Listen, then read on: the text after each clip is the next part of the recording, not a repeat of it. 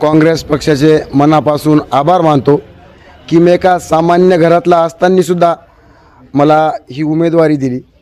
ही उमेदवारी एरंडेश्वर पंचायत समिती गणातून मला दिलेली आहे आणि ही जागा महिलेला असल्यामुळे माझी आई सौ संगीता रामप्रसाद काळे यांना ही उमेदवारी दिलेली आहे।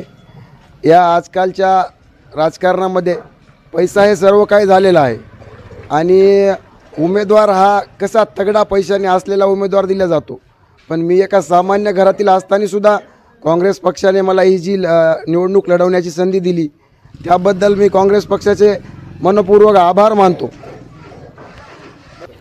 मी कोणावरही टीका करणार नाही। मला ही निवडणूक लढवण्याचे कारण असे की माझ्या मायबाप जनतेमुळे मी ही निवडणुकीला उभं टाकलेलं आहे। कुठलाही पैसा कमवण्यासाठी किंवा कुठलेही घर भरण्यासाठी या निवडणुकीमध्ये मी आलेला नाही आणि असा प्रचंड असा माझ्या घरी कुठल्या 2 नंबरचा पैसाही नाही।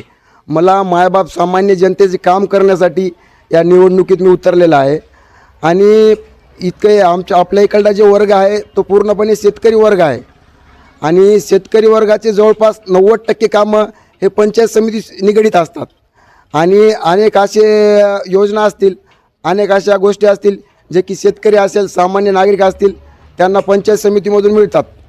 पण याआधी असं चाललेलं आहे की पंचायत समितीचं पद हे नुसतं नावासाठी आणि घराणेशाहीसाठी आणि नावासाठी पद लावलं जात होतं, पण ही प्रथा बदलण्यासाठी मी या निवडणुकीच्या रिंगणात उतरलेला आहे आणि पंचायत समितीमधून किती विकास केला जाऊ शकतो याचं उदाहरण देण्यासाठी मी या निवडणुकीत उतरलेला आहे।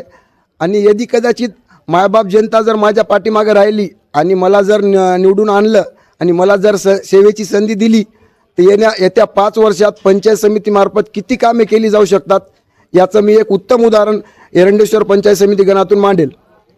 खरं सांगायचं झालं तर मतदार हे खूप सुज्ञ झालेले आहेत।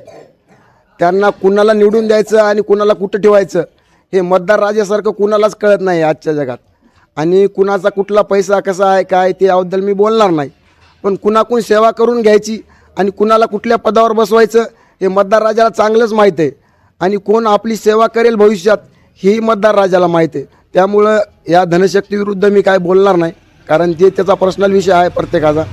मी माझ्या परीनं जी जनतेची सेवा आहे ती याआधीही करत आलो आहे आणि इथून पुढे मला संधी भेटली तरी करेल आणि मायबाप जनतेने संधी दिली तरी मी सेवा करेन, नाही दिली तरी माझ्या परीने जी सेवा करण्याची ताकद आहे ती मी यापुढेही करत राहील।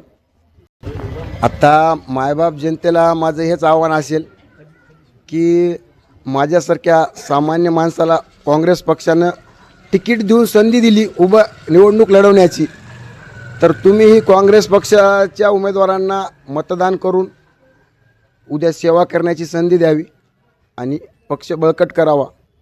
आणि काँग्रेस पक्षाचं काय काम आहे हे मागच्या 70 वर्षात तर सगळ्या मायबाप जनतेला माहीतच आहे, त्यामुळं त्याबद्दल मला जास्त काय बोलायची गरज आहे असं वाटत नाही।